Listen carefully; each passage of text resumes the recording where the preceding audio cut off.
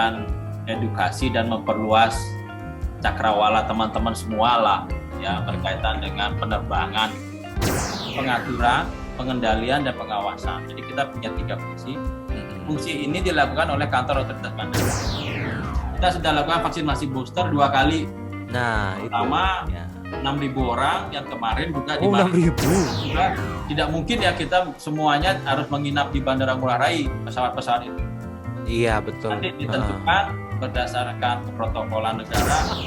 Jangan-jangan mencari ruang VIP dengan cara mengeluh nih. Biar dapat VIP mengeluh. Inspirepedia bersama Ide Bagus Bayu Bramantya. Selamat menyaksikan. Halo, apa kabar pemirsa podcast Dwi Jenderal Foundation? Ketemu lagi bersama saya Ida Bagus Bayu Bramantya. Dan dalam kali ini seperti biasa, pasti saya akan mengundang tamu-tamu yang spesial untuk kita. Dan yang kali ini saya undang adalah Bapak Kepala Kantor Otoritas Bandar Udara Wilayah 4. Jadi kita pengen meminta informasi kepada beliau mengenai bagaimana sekarang perjalanan pesawat dari luar negeri, domestik dan sebagainya. Kebetulan kita sudah ketahui bahwa sudah ada surat edaran yang keluar. Jadi kita bisa langsung konfirmasi dari beliau. Dan kebetulan juga beliau pada hari ini punya waktulah untuk memberikan kita beberapa informasi. Sekalian saya mau tanya-tanya nanti bagaimana perjalanan beliau sampai menjadi orang nomor 1 lah ya di kantor otoritas Bandar Udara Wilayah 4. Saya perkenalkan langsung dan kita undang beliau ini lewat Zoom ya. Saking sibuknya beliau jadi kami undang dia lewat Zoom. Selamat pagi Bapak Putu Eka Cahyadi. Selamat pagi Bapak. Pagi, Om Swastiastu, Pak Gus Bayu. Om Swastiastu. Bagaimana Pak? Kenak Pak? Kenak, Rahayu. Ciri khas orang Hindu itu ya bunga pasti ada itu. Di Kita sehari-hari harus nasi terus biar lancar semuanya kan. Sama nih, beli putu sama nih, cuma saya ketutupan headphone aja ini. Oh iya. Oke. Agak sedikit ngeles beli putu. Iya. Oke. Tapi sebelum saya mau membahas topik-topik yang lagi update ya, bisa dibilang update ya Bapak ya. Nanti beli putu bisa jelaskan SE ini keluarnya kapan, SE-nya dari mana, tentang apa. Sebelumnya saya mau tanya-tanya singkat dulu. Sebenarnya tugas dari kantor otoritas bandar udara itu apa, Pak? Nah, sekarang kan ada wilayah 4 nih. Nah, Bapak di bagian mananya? Kalau yang saya baca kan Bali, Lombok, begitu Pak ya. Nah, gimana itu Pak? Biar kita semua tahu. Kebetulan podcast kami kan memberikan edukasi juga. Jangan cuma orang tahu, oh ini kepala kantor otoritas bandara, tapi nggak tahu Bapaknya ngapain. Nanti dibilang ngeliatin radar pesawat nanti Pak. Oke, silakan beli putu gimana untuk menjelaskan. Iya, terima kasih Om Swastiastu, Rahajeng, pagi buat semeton semua ya. Saya pertama-tama nyampaikan terima kasih dan informasi juga buat semeton. Jadi Gus Bayu ini teman baik kami waktu SMA lah. Salah satu yang dari berhasil lah. Dari SMP sebenarnya. Oh ya, dari SMP ya. Makanya kita Pak luar Putu, biasa. Saya suka salah manggil nih, mau Pak Putu, beli putu. Panggilannya biasanya boleh Gus. Eka gitu. Sudah lama ya. Akrab. Gini aja ya, panggilan ramah aja ya, Kak, Eka. Gitu ya. Oke, kita biasa. Ya. Berarti kamu boleh berarti Bapak boleh manggil saya biasa aja. Bye, you. Aja. Kita kan sudah lama nih. Ya, silakan Pak. Nggak masalah. Makasih. Jadi gini, saya pertama-tama makasih dulu ya, Astungkara diundang Yayasan Dwi Jenderal. Bisa memberikan edukasi dan memperluas cakrawala teman-teman semua lah ya, berkaitan dengan penerbangan gitu. Jadi kami posisinya adalah di kantor otoritas Bandar Udara Wilayah 4. Jadi kantor otoritas Bandar Udara ini merupakan unit pelaksana teknis dari Kementerian Perhubungan. Ya, dari kita di kantor otoritas Bandar Udara itu secara nasional itu ada 10 lokasi. Dari ujung barat di Indonesia sampai ujung timur ya. Dari Sabang sampai Merauke itu coverage-nya sampai di situ. Nah, kebetulan kami ditugaskan sejak bulan Oktober 2021 untuk diberikan amanah sebagai kepala kantor di wilayah 4. Nah, wilayah 4 ini membawahi 3 provinsi, yaitu Bali, Nusa Tenggara Barat, dan Nusa Tenggara Timur.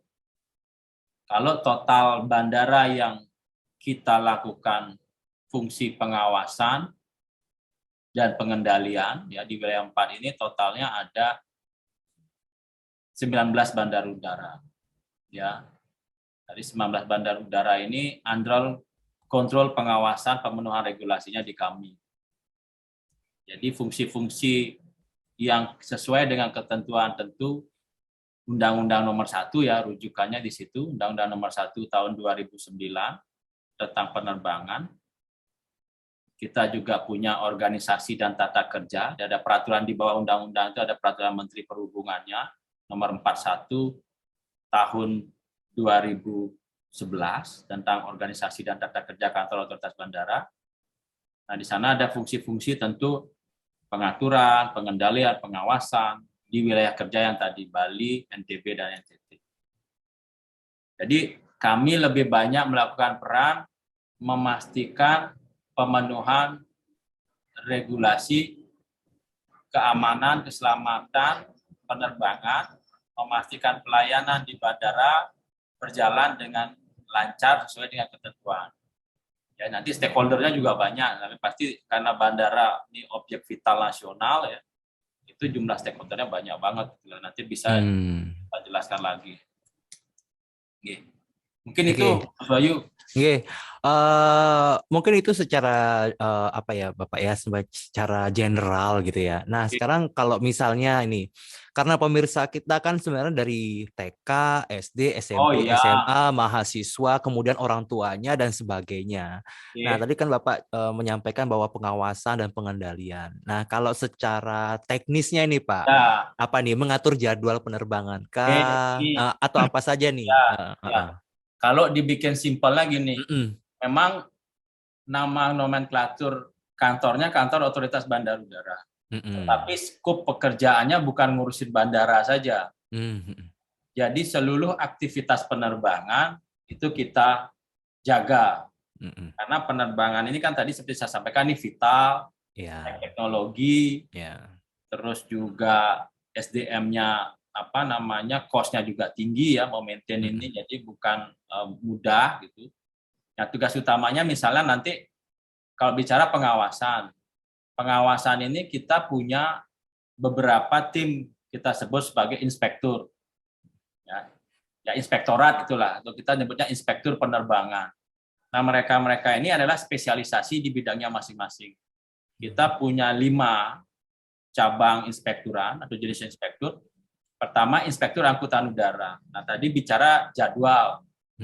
Mereka punya unit, namanya unit pengelola slot ya, atau kita sebut sebagai UPKS, unit pelaksana koordinasi slot.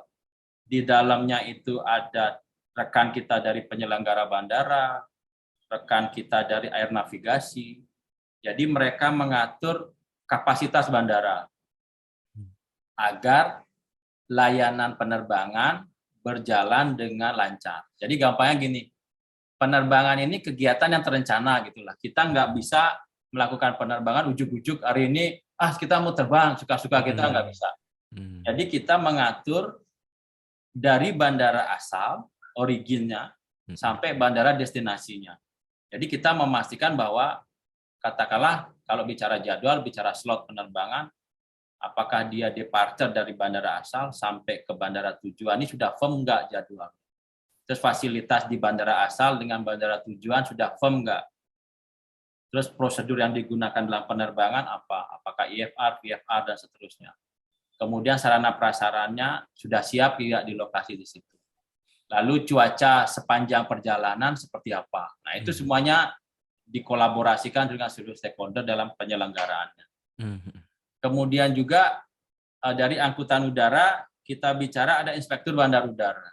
Inspektur bandara udara ini lebih spesifik ngurusin prasarana di bandara. Jadi ada infrastruktur di bandara yang ngurusin terminalnya, ngurusin air conditioningnya supaya nyaman, Iya, ngurusin lampunya supaya terang gitu ya, iya. ngurusin kebersihannya.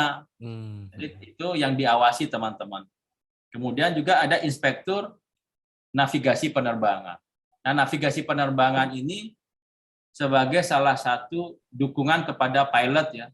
Jadi pilot kan tidak bisa sendiri, mereka harus dipandu. Tadi diberikan layanan penerbangan, apakah itu layanan navigasi, layanan telekomunikasi ya, komunikasi antar dua arah gitu, atau layanan dalam kondisi darurat.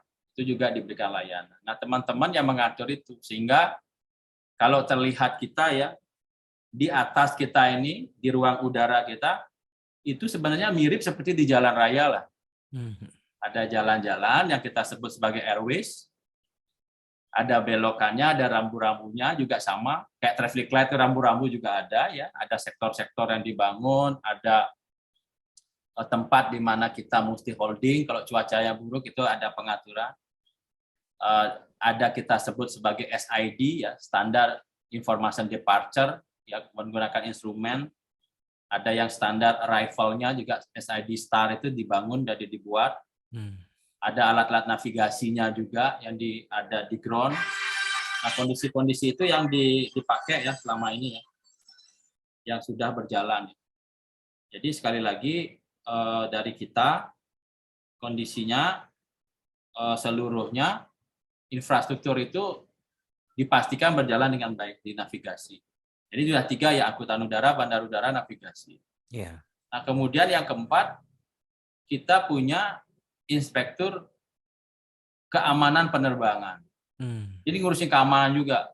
Jadi di luar bicara safety, ada bicara keamanan. Keamanan juga penting. Ya, kenapa teman-teman misalnya di bandara, masuk ke bandara dilakukan pemeriksaan keamanan, peralatan, karena sudah dipastikan bahwa yang naik ke pesawat adalah seluruh orang atau barang yang telah memenuhi persyaratan. Jadi nggak boleh misalnya bawa korek api, ikat pinggangnya ada benda-benda tajam yang akan menciderai orang, gitulah. Itu juga ada sisi keamanan penerbangan. Nah, mereka juga melakukan pengawasan terhadap prasarana keamanan di bandara, misalnya pagar-pagar, CCTV, itu mereka bagaimana secara rutin juga mereka melakukan patroli yang memastikan, karena ini sekali lagi bandara ini objek vital. Jadi isunya sedikit berbeda kalau kejadiannya di tempat lain. Gitu. Bandara ini, kalau saya dulu diajarin, kerja di airport itu kerja yang paling seksi gitu. Jarum jatuh di airport dia rame gitu. Ada bocor dikitnya air tumpah itu udah rame. Iya benar. Jadi sensitif banget lah, nggak seperti di tempat lain lah. Saya nggak bilang di transportasi lain ya. Teman-teman. Itu sama kayak kalau kita naik pesawat itu, Eka. Ngelihat pramugari khawatir juga, kita ikut khawatir juga. Macam-macam ya, karena itulah yang saya bilang ini sensitif banget kita apapun, apalagi sekarang dengan media sosial cepat ya, apapun itu cepat rame gitulah. Padahal sebetulnya itu dilakukan sesuai prosedur semua. Yang kelima ada inspektur kelaikan-udaraan dan pengoperasian pesawat. Nah, dalam konteks yang tadi, pesawatnya juga dilakukan pengawasan. Jadi sama, kita punya inspektur-inspektur yang melakukan rem inspection, melakukan perpanjangan sertifikat pesawat udara, ya. Nah, itu untuk memastikan bahwa pesawatnya layak untuk terbang, conform to type design and safe for operation. Jadi jangan takut gitu loh, jangan anggap, wah ini pesawatnya nggak dicek ya, nggak dirawat ya. Ada inspektur yang memastikan itu, perawatannya dijaga, dipastikan pemenuhan aspek keselamatannya. Sehingga nanti ketika dioperasikan ya sesuai dengan ketentuan yang berlaku. Mungkin itu Gus Bayu. Kalau kita punya segala inilah lini dari bicara security, safety, service. Nah, kita di 3 besar lah yang kita padukan ya. Kita tidak melupakan aspek keamanan penting, keselamatan juga iya di dalamnya, terus pelayanan juga iya. Nggak boleh dong ada antrean terlalu lama, orang nggak mau berlama-lama. Sekarang pokoknya masuk bandara cus langsung. Terus layanan launch-nya bersih, kemudian juga AC-nya dingin gitu kan. Iya. Ya pingin lihat, terus kalau nunggu ada hiburannya apa nih, mau ngapain di bandara, masa Iya. sekian jam transit nggak ngapa-ngapain ya, siapkan entertainment-nya kan begitu ya. Ya, Jadi betul. konsepnya dibuat seperti itu supaya nyaman tetapi Nyaman. juga safe dan secure gitu. Iya. Mungkin itu Gus Bayu. Oke. Tadi Eka bicarakan mengenai keamanan ya. Saya jadi teringat ini. Banyak mahasiswa di Yayasan Dwi Jendra, Fakultas Hukumnya yang dari security kuliah di sini. Oh gitu ya. Ya, Akses. jadi nanti bisa disampaikan deh kepada mahasiswa. Dan saya juga mau nyampe ini. Tadi saya ngobrol sama bosnya loh, tak gitu ya. Jadi saya juga ingin menyampaikan gini. Mohon dibedakan kantor otoritas bandar udara dengan penyelenggara bandara. Kadang iya. confuse gitu kan. Iya. Orang apa sih bedanya otoritas bandara sama angkasa pura? Nah, itu dia. Nah, itu gimana? Clear.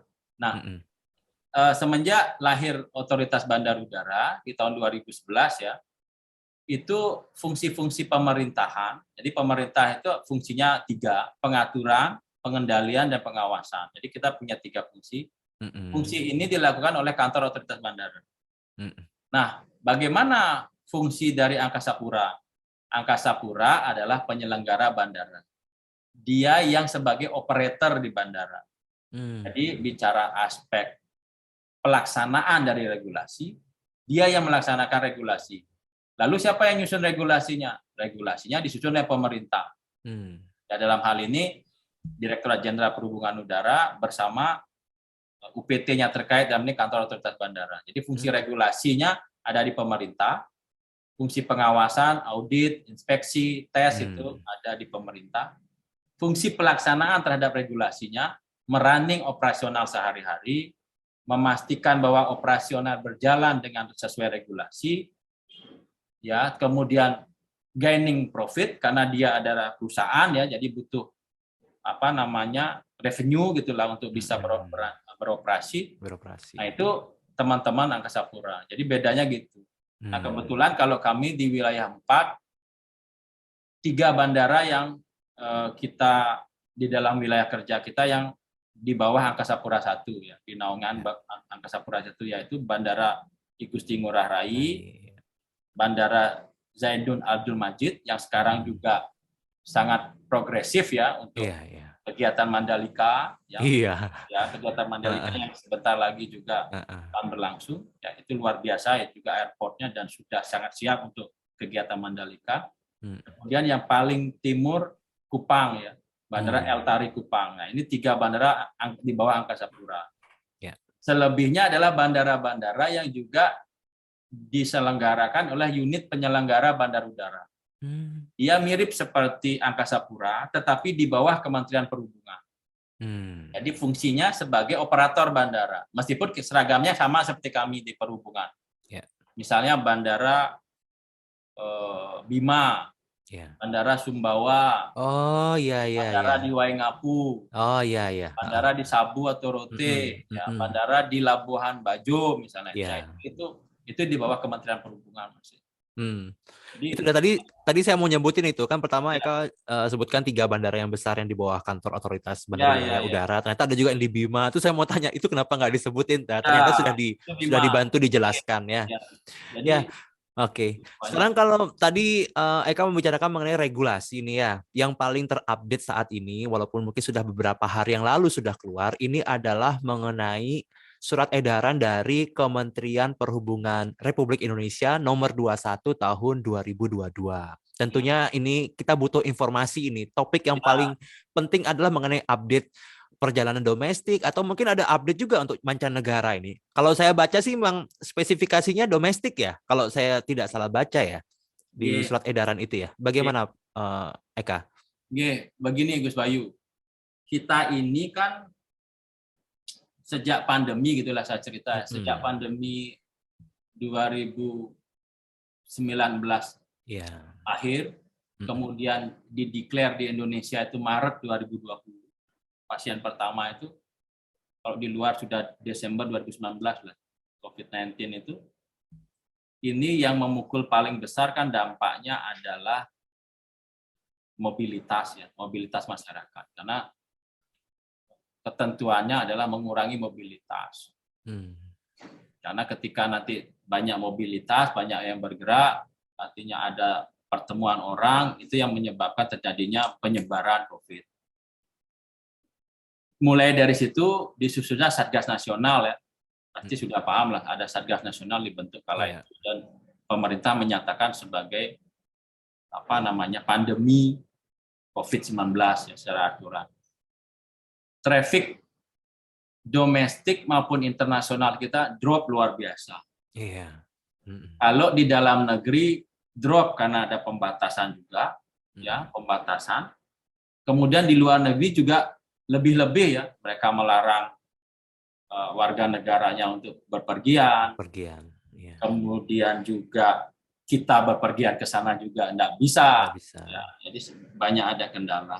Nah, dalam perjalanan situasi pandemi ini kan semakin lama orang semakin banyak belajar gitu. Kayak apa sih COVID ini, dulu kan orang nggak ngerti banget ya, belum ngerti ya, semuanya dalam belajar. Kemudian melihat data-data perkembangannya dan peningkatan protokol kesehatan, ya, astungkara sudah ada varian yang pertama, varian yang Delta, kemudian Omikron. Astungkara kan ini semakin membaik situasinya. Ditambah lagi pelaksanaan vaksinasi. Nah, ini yang penting nih. Kuncinya vaksinasi. Vaksinasi 1, vaksinasi 2, vaksinasi lengkap. Kemudian sudah ada booster sekarang. Nah, itu juga membantu ya. Nah, melihat perkembangan itu, tentu pemerintah juga menyusun aturan-aturan untuk memastikan keseimbangan antara pemenuhan ekonomi dengan bicara kesehatan. Jadi nggak mungkin kita hanya menonjolkan, kesehatan aja nggak bisa kemana-mana, ditahan, ekonominya drop. Pemerintah mencoba, kalau pimpinan Pak Presiden menyampaikannya konsep rem dan gas gitu ya. Mungkin Bayu udah paham lah, ini rem dan gas yang harus diselaraskan, manakala kalau memang situasinya baik dan prokesnya baik, ya gasnya ditambah dikit, tetapi juga tetap dijaga remnya.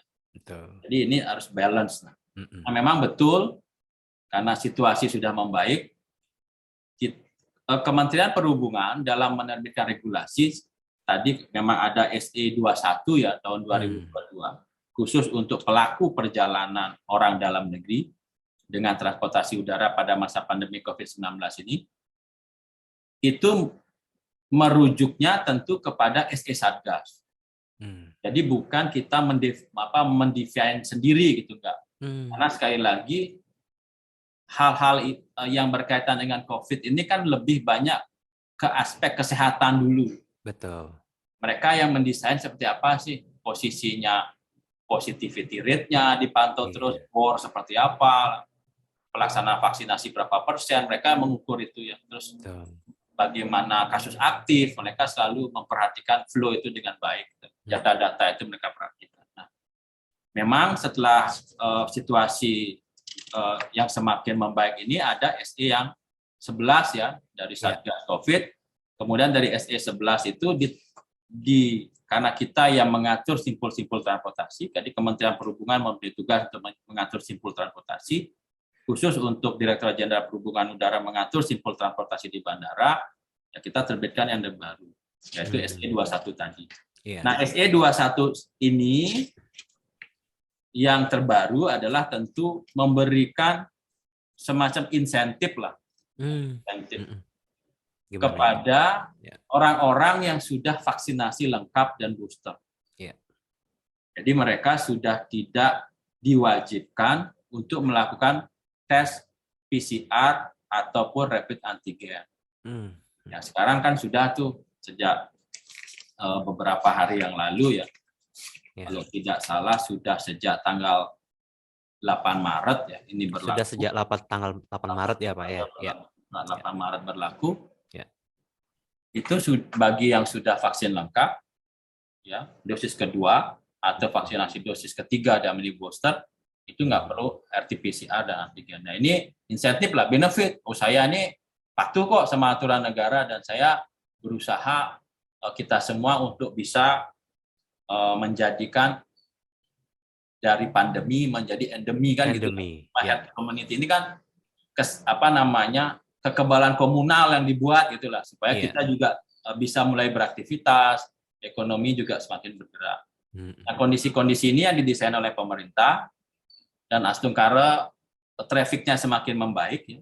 Sekarang kalau di Bali, movementnya sehari datang dan berangkat in total itu sekitar 20.000 atau kadang-kadang di atas 20.000, tergantung hari ya. Biasanya kan PPDN itu lebih banyak datang ke Bali mulai Jumat atau Kamis malam sudah berangkat dari Jakarta atau kota-kota besar lainnya, misalnya Surabaya, Padang, Bandung, gitu segala macam. Nah, mereka datang Jumat malam, kemudian traffic pasti akan naik di weekend, kemudian akan kembali peaknya di hari Minggu gitulah, Minggu sore biasanya cukup peak, dan mereka akan kembali beraktivitas dari Senin. Nah, jadi ini sangat positif ya, untuk kita semua gitu. Jadi sebetulnya mobilitas ini dampaknya kemana-mana gitu. Ya, jadi dulu awal COVID saya sedikit cerita, kita tidak mungkin tidak melakukan mobilitas. Misalnya apa? Masyarakat butuh makan kok. Jadi pesawat tetap bergerak tuh, melayani logistik. Meskipun nggak ada penumpangnya, konektivitas logistiknya harus jalan. Karena pengiriman sampel swab di lokasi yang terisolir, pengiriman bahan pokok, ya itu tetap berjalan. Nah, sehingga waktu awal-awal pandemi itu kita juga memberikan kebijakan pesawat yang digunakan untuk penumpang, ya di kabin penumpang itu bisa mengangkut barang. Tetapi dengan ketentuan teknis tertentu lah. Jadi ada aturannya harus diikat sehingga tidak dengan berat tertentu, kemudian dia diikat dengan baik sehingga tidak mengganggu keselamatan penerbangan lah. Karena ada aturan-aturan center of gravity, ada keseimbangan di pesawat yang harus diatur, ya balancingnya harus diatur sehingga operasional dengan berjalan. Nah, itu bentuk-bentuk yang kita harus jaga konektivitas ini, apalagi kalau bicara Indonesia ini negara kepulauan. Jadi tidak mungkin transportasi udara itu terhenti. Ini tetap harus dijaga. Nah, sekarang Astungkara, masyarakat juga sudah pelaksanaan vaksinasinya baik ya. Kalau Bali saya kira vaksinasi 1, 2 sudah banget ya. Terlampaui, malahan kemarin kami dapat informasi boosternya sudah di atas 30%. Sudah terlampaui juga, boosternya akan terus juga dilakukan ya. Nah, ini bagus banget gitu, karena untuk sekali lagi menjaga kekebalan kita terhadap COVID ini. Jadi kita makin yakin untuk melakukan aktivitas gitulah. Iya, oke Eka. Saya banyak sekali melihat sekarang media-media sosial itu orang sudah posting di depan bandara itu ya. Berarti itu sudah menunjukkan bahwa sekarang untuk rekan-rekan kita pelaku pariwisata ini membuka ekonominya menjadi lebih baik lah gitu kan. Selama ini kan dikhawatirkan karena salah satu yang Pulau Bali ini jual kan adalah pariwisata. Dengan datangnya, dengan kemudahan, dan juga dengan munculnya surat edaran ini dari Satgas, kemudian juga ditambahkan dengan dari perhubungan, itu luar biasa, pasti memberikan dampak positif ini. Nah, sekarang mungkin saya ingin bertanya juga. Saya lihat di media sosial juga bahwa Bandara Ngurah Rai itu tanggal 10 Maret kan mengadakan vaksinasi COVID ya. Nah, berarti kan salah satu usaha juga ini sebenarnya untuk pihak bandara juga untuk mendukung perkembangan ekonomi plus kesehatan juga ini ya. Jadi untuk membuat kenyamanan tentunya. Di Bali ini traffic itu kalau dibuat share-nya, proporsinya ya, market share-nya dibuat itu hampir 60% adalah internasional, 40%-nya domestik. Yeah. Itu di tahun 2019 ya sebelum pandemi. Nah, kalau melihat proporsi itu, tentu kita sangat yakin bangkitnya pariwisata Bali tentu lebih banyak ditopang dari kedatangan wisatawan mancanegara. Iya. Ya, di luar konteks yang wisatawan Nusantara ya kan, wisatawan Nusantara kan sudah cukup banyak ya juga ya, meskipun akan terus bertambah ya seperti tadi yang saya sampaikan sekitar 20.000 orang dalam negeri masuk. Nah, sejak Oktober 2021 ya, itu 14 Oktober ya, sebenarnya bandara sudah melayani penerbangan internasional. Baik. Tetapi maskapai belum melaksanakan penerbangan karena memang merasa, sekali lagi kan mereka lihat demand ya. Demand berkorelasi juga dengan bagaimana regulasi yang ada. Orang melakukan perjalanan, oh saya masih harus dikarantina, saya berangkat harus masih begini, begitu, nggak usah lah, saya nggak berangkat. Apalagi kalau di Bali kan lebih banyak bicara leisure ya, orang datang untuk berwisata, ingin santai, bukan orang bisnis ya. Kalau bisnis di Jakarta ya mungkin kalau kita nggak datang ya bisnisnya nggak jadi deal gitu. Jadi kita upayakan, harus kita siapkan tuh supaya kita bisa deal bisnis gitu kan. Nah kalau wisatawan kan lebih ingin fleksibilitas, hospitality yang lebih baik. Nah Astungkara dengan begitu banyaknya support tentu dari pimpinan ya di daerah, Pak Gubernur Bali bersama jajaran, ya beliau sangat berupaya luar biasa ya. Melebihkan usulan ke pemerintah pusat, kolaborasi pusat dengan daerah, seluruh stakeholder di bandara. Ini kerja bersama lah, pelaku wisata ya, pelaku pariwisata. Apakah itu di Asita, Bali Tourism Board, GIPI, ya semualah kita saling kolaborasi. Kita berupaya mempersiapkan pelaksanaan penerbangan internasional, dan akhirnya di 3 Februari itu mulai ada penerbangan pertama dari Narita ya. Jepang ya? Ya, dari Jepang pertama, Narita Denpasar itu dibuka oleh Garuda Indonesia. Itu Astungkara bisa berjalan. Tadi udah pecah telur lah. Ini ada penumpang mulai masuk nih, mulai orang, harapan baru datang.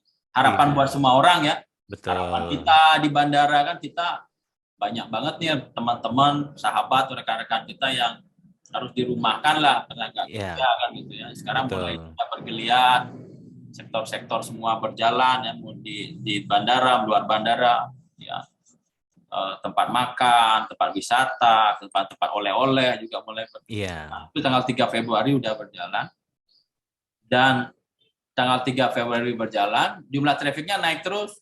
Jadi maskapai terutama dari Garuda datang SQ. Datang SQ dari Singapura, dari Jepang sudah, lalu Singapura. Nah, Singapuranya cukup banyak, bukannya SQ saja, Singapore Airlines. Datang juga Scoot Tiger, Jetstar Asia beroperasi ya. Kemudian disusul KLM malah dari Belanda, ya dari Belanda, Singapura, Denpasar ya. Datang juga dari Kuala Lumpur, Malaysia Airlines juga.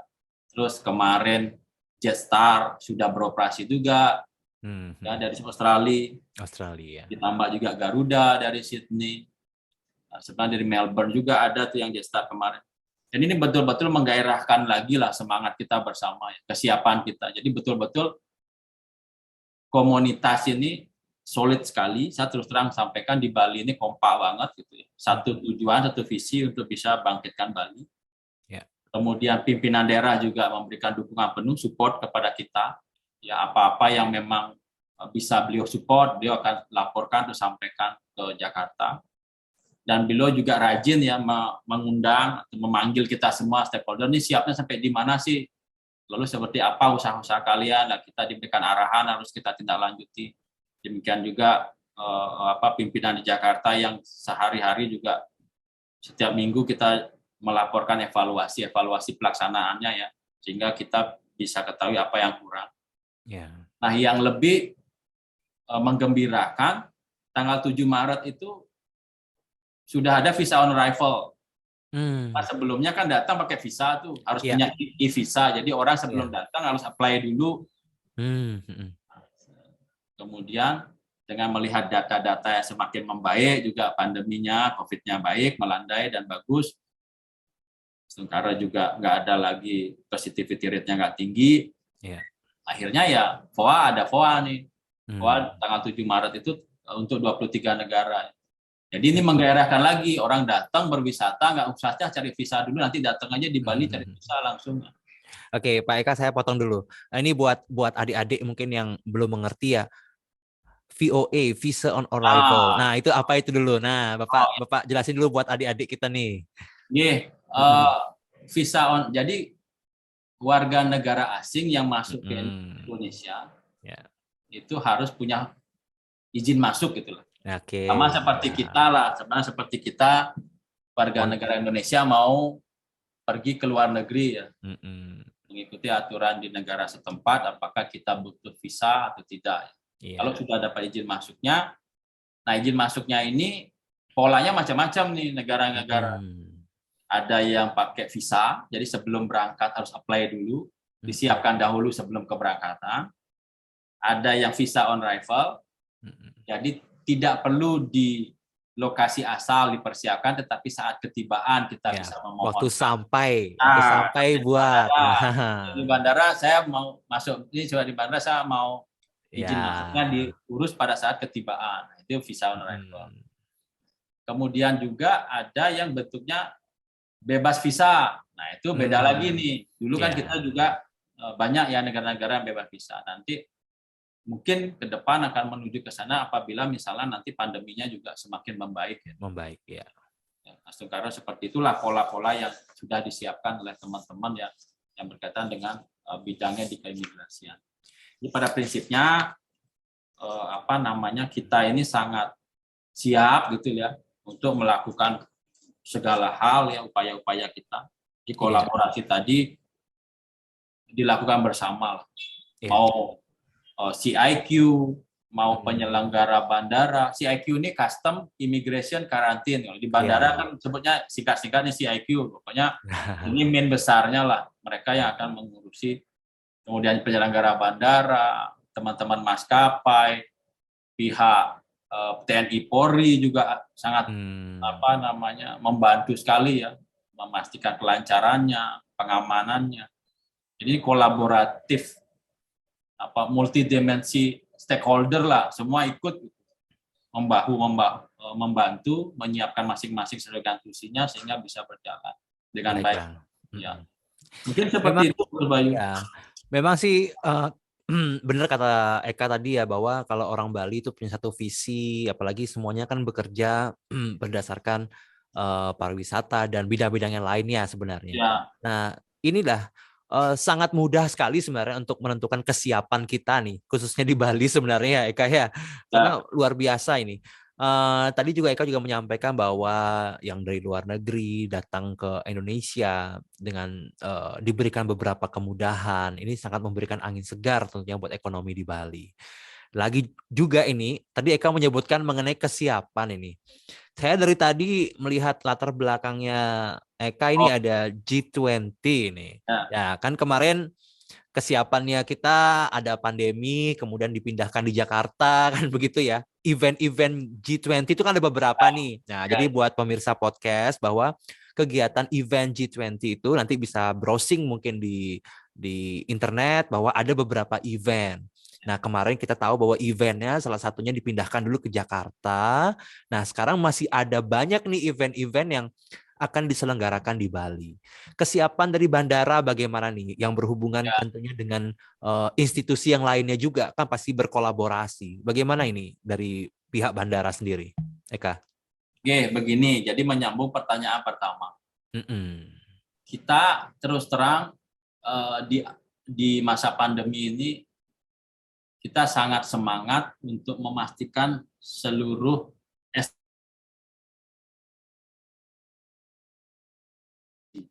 sebagai ujung tombak dari layanan. Itu dulu.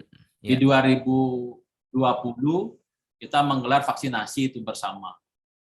Ya, sampai ribuan orang di bandara yang ikut. Jadi semua stakeholder di bandara bahu-membahu menyiapkan ya, saling sharing gitulah ya. Jadi dilaksanakan di Terminal Inter waktu itu di dalam. Kita sampai ribuan orang yang ikut, itu vaksin pertama.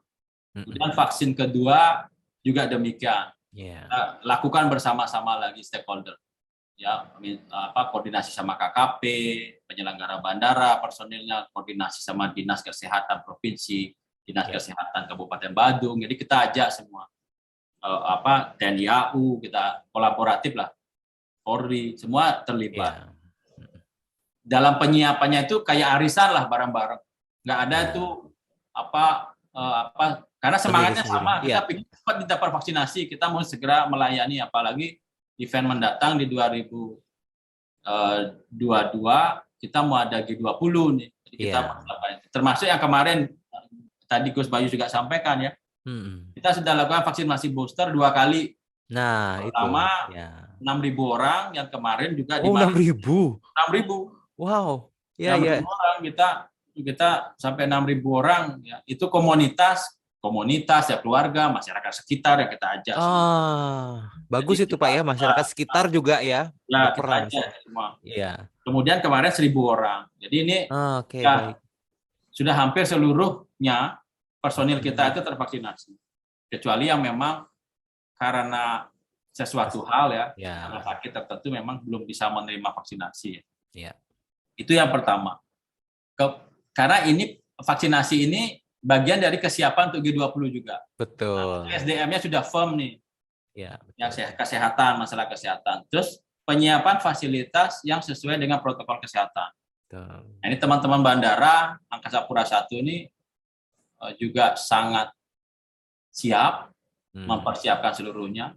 Mereka semaksimal mungkin mengupayakan dan sudah menyediakan, sudah dirasakan masyarakat pelaksanaannya itu menyiapkan hand sanitizer, pengaturan suhu tubuh, suhu termal masuk ya.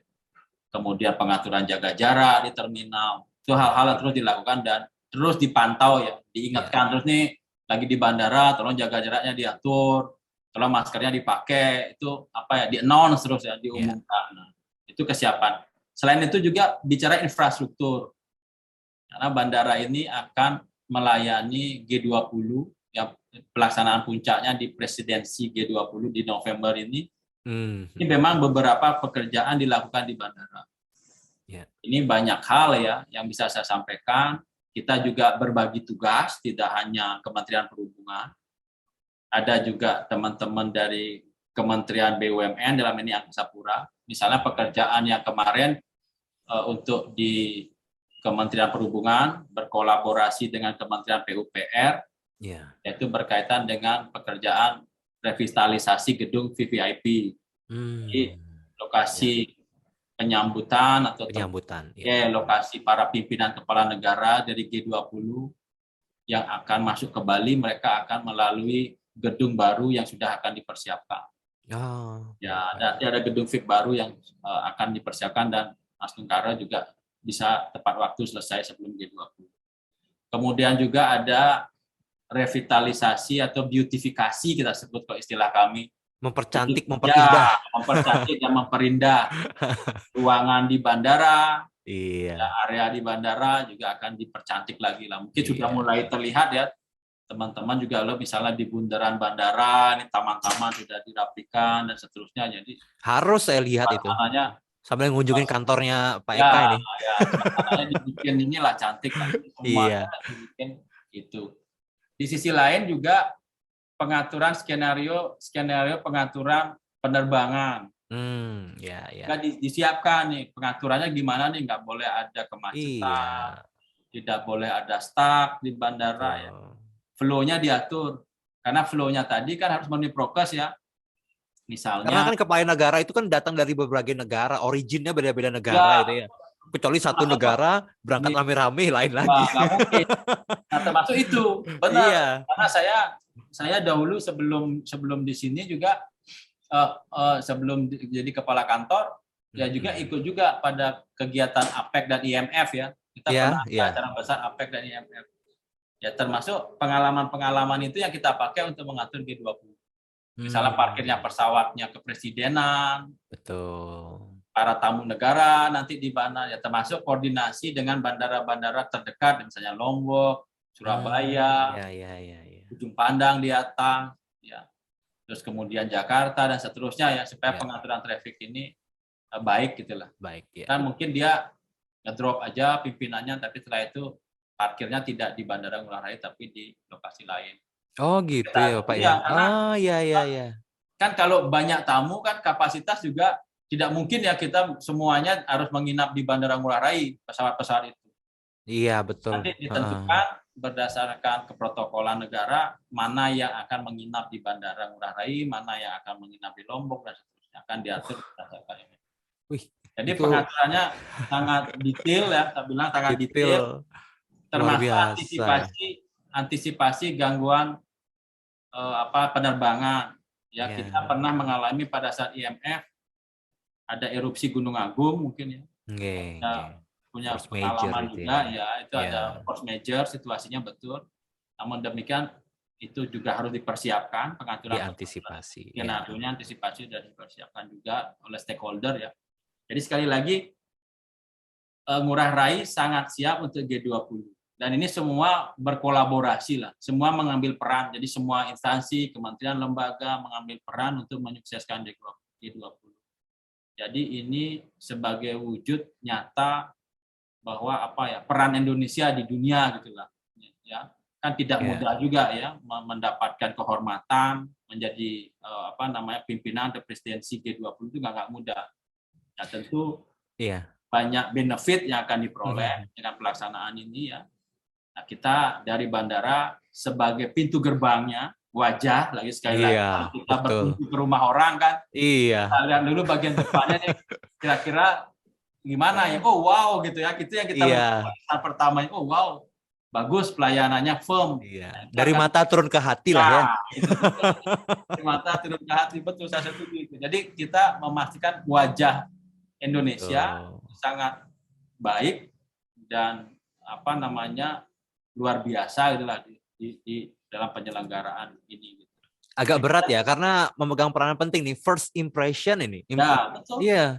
Tidak mudah. Jadi kami sebetulnya tentu mohon dukungan seluruh masyarakat. Ya, tentu ada pengaturan nanti ya. Iya. Dukungan, kemudian juga Nunas Ice, kalau orang Bali sampaikan itu tetap perlu. Kalau tadi Eka nyebutin dukungan daripada warga sekitar juga itu kan bukan berarti hanya masuknya saja, keluar dari bandara itu pun juga merupakan sebenarnya ya, impresi daripada seluruh tamu-tamu yang ada. Baiklah Pak Eka, ini rupanya kan waktu agak mepet nih ya, tapi saya masih punya 3 pertanyaan ini ya, tapi ini simple saja.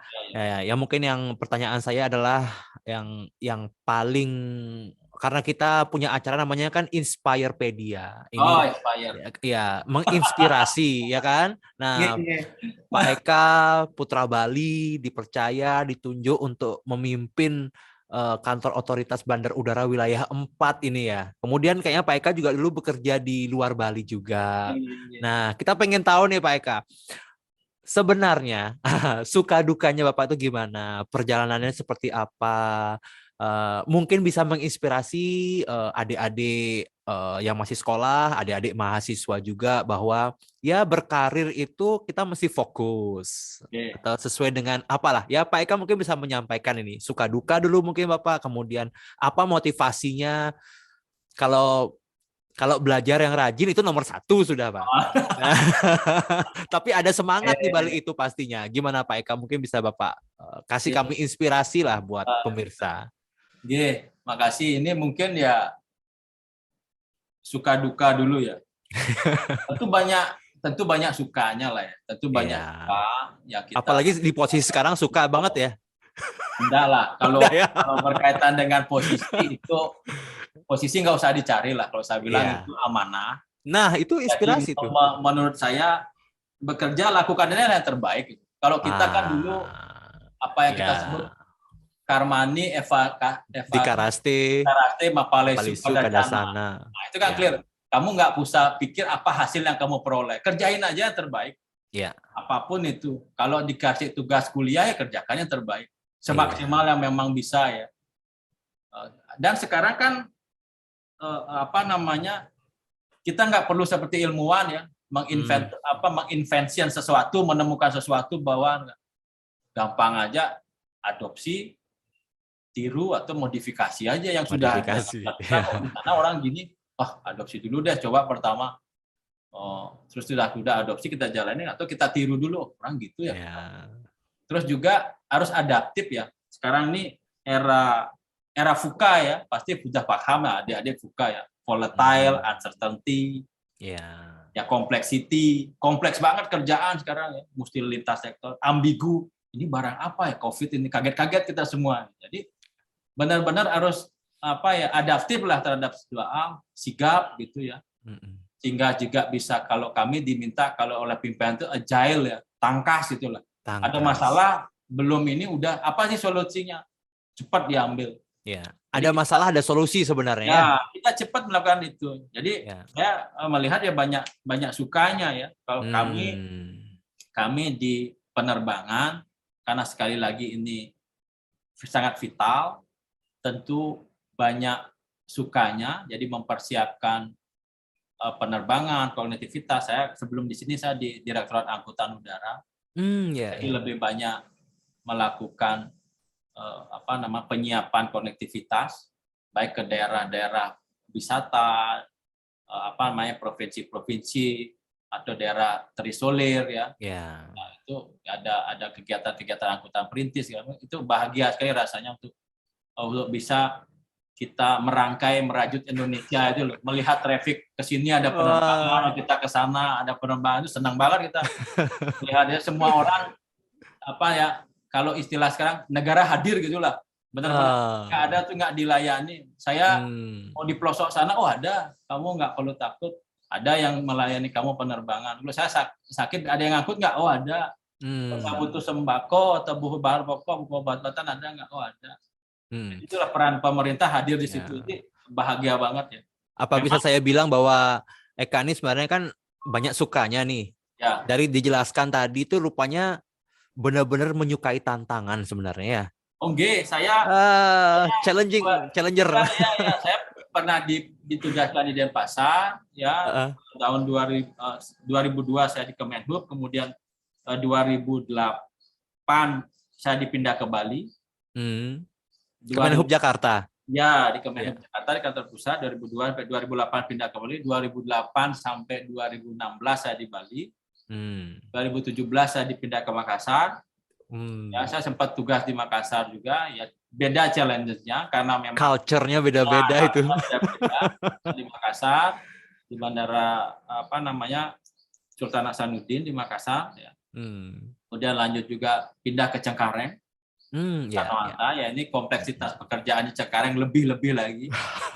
Ya, beda lah. Kota lah beda, ya. Itu lebih banyak ibu kota negara. Ya, itu beda ya. Kalau di Bali kan wisatawan segala macam ya. Di sana ibu kota negara.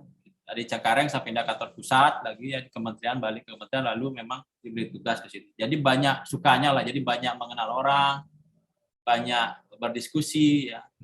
Lalu mendapat sharing pengalaman. Jadi itu pengalaman berharga lah, luar biasa. Kalau sekarang ngomongin duka, ada nggak dukanya nih? Duka sih enggak ya. Kalau duka kayaknya nggak ada sih. Cuma LDR aja sama istri ya? Iya. Kita merasakan ya. Tapi keluarga ikut nggak waktu Eka keluar tugas itu, apa mereka memang tetap stay di Bali aja, keluarga apa? Enggak, saya selalu home base saya Bali lah. Oh gitu. Walaupun kerja di Jakarta, ya. Kalau Makassar, kerja di Cengkareng, ya tetap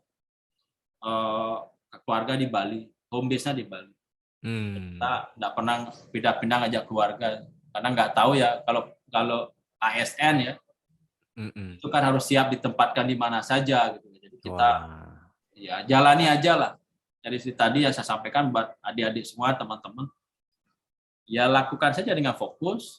Jangan berpikir hasilnya apa, gitu, lakukan yang terbaik. Ya. Jangan pernah berhenti untuk berkarya. Sekarang kan anak-anak muda harus kreatif ya.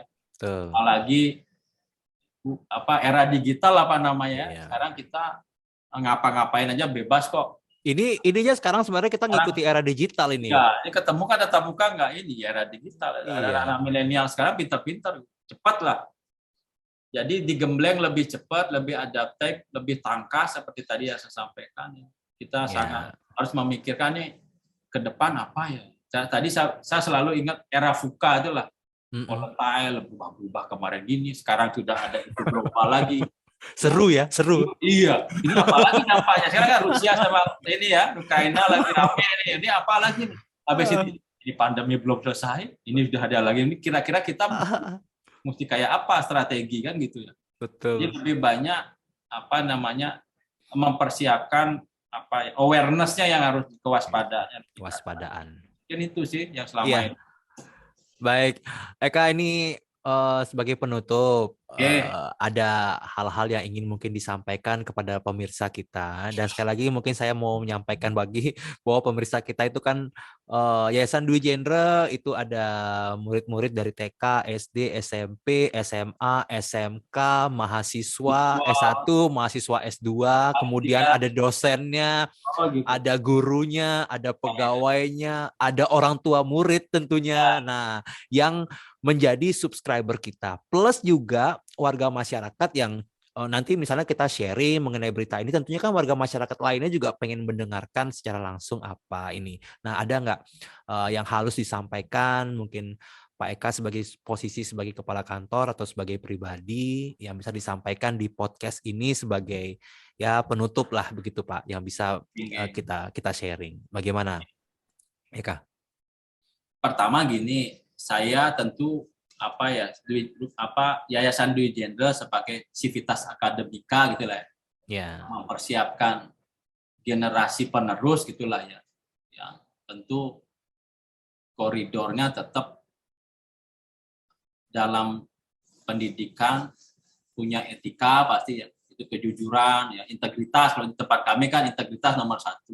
Kalau kata Bung Hatta, saya butuh orang-orang yang jujur dibandingkan orang-orang yang mungkin dia pintar tapi nggak jujur buat apa. Jadi yang penting adalah integritas, ini yang penting. Di tempat kami integritas yang selalu ditekankan pimpinannya. Karena kalau sudah integritas, pasti bisa menjalankan pekerjaan dengan baik. Kedua, tentu kami mohon bantuan ya, ke Sivitas Akademika Dwi Jendra seluruhnya. Mohon bantu tetap menjaga protokol kesehatan. Ini penting. Ini pandemi belum selesai, jadi harus tetap prokes dijaga. Mau di lingkungan terendah, misalnya keluarga, nanti di sekolah ya. Karena saya yakin semuanya sudah rindu banget tatap muka.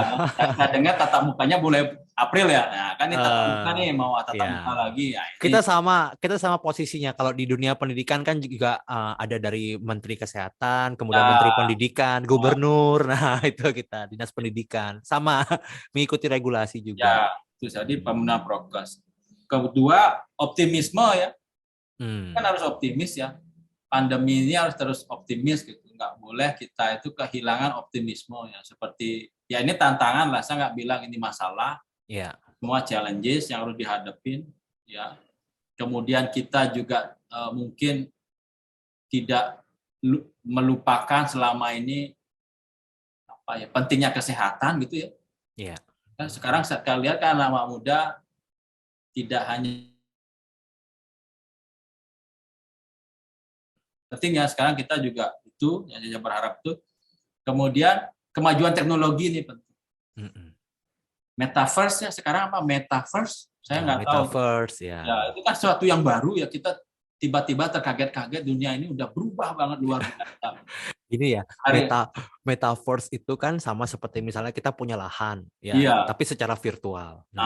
Nah ini tantangan sebenarnya buat bandara nih ya sebenarnya.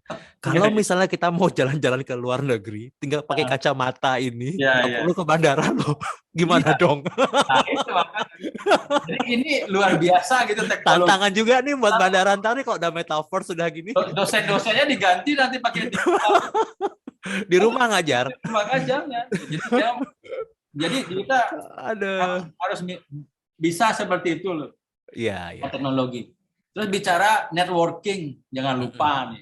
Jaringan. Misalnya saya sekarang ketemu dengan Gus Bayu ya. Teman SMP, kita sama-sama Astungkare, masing-masing berada pada puncaknya masing-masing ya. Aduh, belum. Gus Bayu kan orang yang berhasil juga, saya kira sudah sangat berhasil ya. Iya. Kemudian kami juga ditugaskan sama, jadi kita networkingnya harus terus dijaga. Karena dari networking bicara nasionalisme. Kita harus jaga itu nih. Pertama ya tentu Putra Bali, kita sama-sama Bali. Kedua untuk menjaga ajak Bali gitu. Kedua juga bicara nasionalisme. Jangan kita kalah bersaing dengan negara-negara lain gitu Iya, dengan betul. bangsa-bangsa lain di dunia. Mm-mm. Orang-orang kita tuh banyak yang hebat ya. Nah, maka dari itu nasionalismenya harus dijaga gitu. Hmm. Jangan pernah menyerah lah. Dulu aja para pendahulu kita berjuang bambu runcing berhasil toh. Nah, sekarang kita pakai teknologi, sudah macam-macam dikasih sarana prasarana ya. Makanan yang paling sehat saya kira ya, Iya, makanan yang paling betul. mewah sekarang ya. Iya. Semua sudah lebih wah lah dibandingkan kita ya. Tentu ini menjadi pemicu membuat kita lebih optimis gitu ya. Apalagi tadi Gus Bayu bilang nih dari SD, TK ya. Dibangunlah optimisme itu ya. Dibangun SDM unggul ya, sekarang kan SDM unggul ya, yang memang punya kompetensi dan seterusnya, sehingga mereka bisa memajukan bangsa dan negara ini. Nah, itu aja pesan saya. Ya, terima kasih sekali nih. Ya, ini mungkin satu hal ini yang mungkin cukup teknis juga. Kalau mumpung saya bicara dengan pimpinan ini, kalau misalnya ada keluhan mengenai pelayanan bandara, ya, secara online atau mungkin pas langsung kita di sana, bisa di mana disampaikan ini, dan keluhannya itu berupa keluhan apa? Kan kadang-kadang nggak mungkin dong setiap saat mengeluh aja, baru nyampe udah kok harga tiketnya segini ya, itu kan. Nah, keluhannya dalam bentuk apa yang bisa disampaikan dan kemana? Nah, silakan Bapak Eka. Jadi gini, sebagai tempat simpul transportasi yang melakukan pelayanan, tentu kita punya standar juga menyediakan tempat-tempat lokasi pelaporan keluhan pelayanan. Keluhan pelayanan ini dilakukan oleh semua stakeholder di bandara. Ya, semua unit itu punya. Di bandara kita, penyelenggara bandara punya, Angkasa Pura punya tuh tempat customer service di situ. Jadi lapor aja apa keluhannya, pasti akan ditangani. Teman-teman maskapai airlines punya juga, komplain aja, apapun bisa dikomplain. Kan komplain itu tidak serta-merta sesuatu yang menyakitkan. Betul. Membuat kita rusak, enggak. Justru membuat kita semakin baik. Gitu. Kalau saya sih menanggapi itu. Jadi kalau ada komplain, barangkali komplainnya pertama karena ketidaktahuan. Iya, betul. Komplain, saya kok begini. Kurangnya informasi. Kurang informasi jadi komplain. Ya. Misalnya gini, kok saya datang ke bandara ditinggal pesawat, aturannya kan 30 menit sebelum keberangkatan sudah boarding. Jadi Bapak nggak bisa ujuk-ujuk kayak naik bus gitu, misalnya naik kereta naik kendaraan pribadi mau jam berapa nggak bisa. Jadi ada aturan-aturan, sehingga ini perlu diinformasikan. Kedua, kalau ada keluhan, apakah keluhan ini nanti dicek, dilihat mana unit-unit yang tidak bekerja sesuai dengan prosedur. Nah, nanti kita akan melakukan perbaikan di mana yang tidak sesuai dengan prosedur. Intinya semua keluhan itu kita sikapi secara produktif, lalu tidak mencari dalam tanda kutip kalau di internal kami siapa yang salah, tapi apa yang salah nih. Nah, itu juga inspirasi itu. Apa yang salah nih? Nggak tunjuk-tunjuk hidung. Kamu yang salah. Kamu yang hitamnya kamu nggak. Kita nggak pernah kerja begitu. Jadi kita cari apa yang salah. Yang salah adalah prosedur. Prosedurnya nyuruh gini Pak, ini sudah nggak sesuai ya. Prosedurnya kita perbaiki ke orangnya, kita train lagi. Jadi lebih banyak mengimprove apa yang sudah ada. Jadi kalau melakukan keluhan kemana aja boleh. Boleh ya. Jadi semua insan yang di bandara ini siap menerima keluhan. Oke. Ya, seperti tadi ya, karena ketidaktahuan informasi, karena kealpaan petugas, bisa jadi. Betul. Atau sebetulnya standarnya segitu, si pengguna merasa kurang, bisa jadi ya. Ekspektasinya tinggi. Bisa jadi saya keluh, kok gini sih, kurang dingin, padahal menurut saya udah kedinginan. Tapi ada juga orang merasa, kurang dingin ini, kurang ini. Kan ekspektasi, karena kita kalau bicara kepuasan itu kan kualitatif ya, itu kualitas layanan ya, mereka juga kualitas banget yang dilihat, itu orang-orang berbeda-beda. Tapi kita punya standar lah, punya KPI lah kita sebut. Kalau Bandara Ngurah Rai ini kan sudah ASQ namanya ya, Airport Service Excellent. Wow. Sudah ada. Itu Bandara Ngurah Rai sudah dapat penghargaan dari SCI. Dan itu memang harus itu ya. Itu standar. Kalau nggak gitu, nggak kalah bersaing kita. Ya kan? Kalau nggak gitu pesawat-pesawat yang nanti J20 nggak mau ke sini, mampirnya ke bandara lain aja. Jadi standarnya seperti itu. Jadi Iya. kualitas layanan di mana-mana menjadi barometer lah. Nggak bisa Iya. orang dagang nasi jinggo aja punya standar layanan. Betul. Nggak bisa lah, apalagi selevel kita ya di bandara ya, simpul transportasi ya, melayani begitu banyak orang, begitu banyak kepentingan. Itu kan harus ada standarnya, sehingga mereka dilayani sesuai dengan prosedur dan mendapatkan layanan yang maksimal. Ya. Jadi ada kepuasan, oh saya puas masuk bandara bersih, nyaman. Oh saya dilayani dengan ramah, nggak diomel-omelin. Ya, kalau nggak bersih bolehlah mengeluh gitu ya. Oh iya. Ya kan buat apa namanya? Introspeksi Iya, ya. betul. Jadi kan dia Introspeksi. akan ditanggapi ya setiap apa keluhan. Misalnya ada keterlambatan penerbangan. Terlambatan ya. Terlambatan keluhannya, Pak ini terlambat. Oke, istilahnya mungkin bisa dibilang ini ya, apa tidak sesuai jadwal lah gitu ya. Ada yang mungkin lebih dahulu tanpa diinformasikan, mungkin bisa itu. disampaikan. Ini juga hal penting nih, saya nitip. Ya. Kadangkala masyarakat kalau beli tiket dibeliin orang lain. Oke. Pertama. Terus. Kedua, ngisi datanya nggak pernah sama. Dengan misalnya, KTP, identitas diri ya. Identitas diri, terutama nomor handphonenya atau alamat emailnya. Jadi katakanlah punya sekretaris tuh, yang beliin sekretarisnya. Nama kontaknya dipakai nama kontak sekretaris, nomor handphonenya sekretaris, emailnya sekretaris. Ketika ada perubahan penerbangan, perubahan jadwal, yang masuknya ke sekretaris. Sekretarisnya lupa ngasih tahu. Bosnya marah-marah. Jadi kira-kira salahnya maskapai di mana ya? Padahal maskapai sudah memblast data-data itu dikirim. Terus Bayu udah dikirim, kok saya nggak tahu ya ada perubahan. Ya memang di pada saat pemesanannya tidak namanya Gus Bayu yang ditulis. Nama orang berarti menanggapi semua keluhan itu kan diinvestigasi dulu, di mana sumbernya. Ya dengan dibijaksanai dulu ya. Betul. Biar kita tahu di mana sumbernya. Jadi kasih senyum dulu kalau kita itu senyum. Karena namanya hospitality. Tadi kan Bapak bilang pelayanan kan ya. Ini kan pelayanan bandara, hospitality. Sudah pasti itu senyum nomor satu. Nomor satu. Nggak boleh kita menanggapi masalah pakai marah-marah juga, enggak. Kalau ada orang marah kita senyumin. Duduk dulu, minum dulu. Nah, baru kita cerita. Di ruang VIP ya, Pak. Di ruang VIP ya, Pak, gitu ya. Nah, ada ruangannya, ada ruangan. Jangan-jangan mencari ruang VIP dengan cara mengeluh nih. Biar dapat VIP mengeluh. Ya. Jadi saya kira teman-teman sudah punya protap lah untuk itu. Mereka sudah punya protap untuk melayani keluhan. Jadi customer service officer-nya sudah bekerja. Mereka di-train untuk itu juga, melayani apa. Ya tentu tergantung eskalasi permasalahannya ya. Nah, ini kan tentu kalau di level mereka hanya orang mengeluh, kok kayaknya panas ya. Oh mungkin sudah dulu geser Bu, diberitahu ya, tergantung eskalasinya. Berarti pada pokoknya kantor otoritas bandar udara dimanapun juga siap menerima kritik dan masukan ya, karena sifatnya mungkin adalah membangun ya. Kadang-kadang kita kan tidak bisa untuk mendetail sekali ya. Satu kata kunci, kalau tidak siap menerima keluhan, berarti tidak mau maju. Harus mau dikritik, wah gini-gini. Coba diulang dulu Pak Eka, mau saya pakai tagline dulu. Bagaimana coba? Saya hitung ya. Sudah. Kalau tidak mau menerima kritikan, berarti nggak mau maju.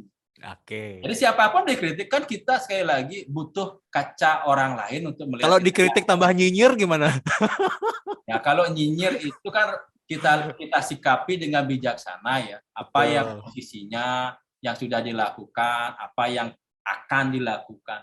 Kalau orang itu bijaksana kan gitu. Namanya pengamat, komentator apa aja boleh kan, tapi ketika mereka melaksanakan belum tentu juga KPI itu performanya lebih baik dari kita, belum tentu juga karena memang belum pernah melaksanakan. Jadi kita kan selalu diajarin tuh keselarasan antara pikiran, perkataan, dan perbuatan nih. Iya. Ini kan reform kan, kok ngomongnya belum tentu suruh ngerjain bisa. Coba komentator bola disuruh main bola belum tentu loh. Ini makin lama obrolan kita kayak waktu SMA dulu jadinya. Ya, jadi kalau pemirsa semuanya tahu bahwa saya kan temenan dari SMP dan juga SMA. Jadi kadang-kadang kita kalau dalam kondisi ya kayak podcast gini aja jadi pengen ngobrol banyak gitu ya. Betul. Tapi sebenarnya minta maaf sekali loh ini. Pak Iya, Bro, Mas iya. Bro. Saya semua makasih. Harusnya ke sini sebenarnya. Tapi ya kesibukan beliau ini yang Mohon maaf lumayan saya ya. tidak bisa hadir ke lokasinya. Tapi suatu saat bisa ya, karena Pastilah, untuk ada update yang terbaru. Dan juga saya ingin menyampaikan ini kepada Eka bahwa apabila nanti ada update-update yang mungkin ingin disampaikan secara umum, secara publik, kita memberikan fasilitas di yayasan ini untuk disampaikan. Ya, Gitu. untuk mendukung juga. Tadi kan Eka juga bilang karena kurangnya informasi atau apa. Nah, salah satu tempat informasi yang bisa digunakan oleh seluruh tamu saya yang sudah hadir dan yang akan hadir ini bisa dipergunakan podcast ini untuk menyampaikan informasi-informasi yang harus disampaikan. Oke. Yeah. Sudah disampaikan secara ini nih langsung senang banget kita karena sekali lagi ya pemerintah itu butuh partisipasi semua pihak. Nah, betul. Semua komunitas pada pendidikan, sektor pendidikan kita ajak, komunitas yang lain. Ya, jadi semua harus terlibat lah masyarakat. Nggak bisa kita ngerjain sendiri. Mana ada sih orang pintar sendiri hari gini. Kerja mesti kolaboratif bareng. Pintar tidak bisa sendiri, kerja tidak bisa sendiri, betul ya? Ya. Semua komponennya bekerja. Ya sama kayak di kantor kita lah. Jangan nganggap office boy atau cleaning service itu nggak punya peran. Oh, itu sangat berperan itu. Itu first impression juga loh. Bayangkan kalau kantor kita nggak ada mereka tuh babak belur kita. Kantor nggak bersih segala macam ya. Jadi semua berperan sesuai dengan fungsi dan role and responsibility-nya. Lakukanlah itu dengan baik. Bener loh Pak, jangan salah ya. Kadang-kadang orang kalau mengunjungi suatu tempat itu ya, yang dia bilang itu apa sebenarnya? Wah, toiletnya enak ya, bersih. Nah, itu loh kadang-kadang. Tapi kita nggak sadar itu. Iya. Orang suka ngomongin itu. Sampai yang misalnya, wah mau ke toilet aja di sana harus bayarnya 5.000 mahal. Sampai hal begituan juga diomongin sebenarnya. Sangat mempengaruhi. Baik, terima kasih sekali Bapak Putu Eka Cahyadi. Ya. Saya suka bingung nih. Formal mau non formal ya, tapi kita tadi sudah present bahwa kami dulu adalah teman, jadi ya biar juga pemirsa mendengarkannya juga senang gitu ya. Wah, tidak ada batasan dan apa. Baiklah, pokoknya nanti para pemirsa semuanya, apabila ada info-info yang terbaru dari kantor otoritas bandar udara dimanapun di Indonesia, nanti ya sudah kita dengar bahwa Pak Eka Cahyadi pokoknya akan memberikan update yang secepatnya dan bisa digunakan tempat ini. Sekali lagi saya ngucapin terima kasih loh ini bahwa sudah sempat hadir dalam bentuk daring, itu sudah buat saya sangat apresiasi. Matur semua. Informasi yang dibagikan juga luar biasa sekali. Kita ketemu lagi nanti di lain hari, Bapak. Apabila ada waktu mungkin kita bisa sampai di sini. Dan terima kasih sekali, banyak sekali tadi kalau misalnya pemirsa ngikuti dari awal, banyak sekali poin-poin yang bisa kita ambil, yang bisa kita menjadikan inspirasi kehidupan kita sehari-hari, dan juga tentunya informasi-informasi yang ada. Oke, saya tutup dengan Parama Santi, Bapak Eka, suksema, Om Santi. Om. Matur semua, nggih. Baiklah pemirsa podcast Yayasan Dwi Jendra, demikian tadi pembicaraan saya dengan Bapak Kepala Kantor Otoritas Bandar Udara Wilayah 4. Dan semoga dari hasil pembicaraan ini bisa menginspirasi kehidupan kita sehari-hari. Kita akan ketemu lagi pada sesi yang berikutnya dengan tamu-tamu undangan yang spesial lainnya. Thank you.